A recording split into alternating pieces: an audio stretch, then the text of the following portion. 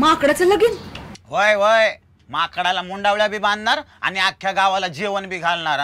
बापू साहेब आलं रे आलं की पहिलं त्यांचं पिवळं करायचं बघा. काय हा तर म्हणतोय रे मी. हा, माकडाला हळद बी लावायची वय? हळद बी लावायची आणि हळदीला फुल नाचायचं बी.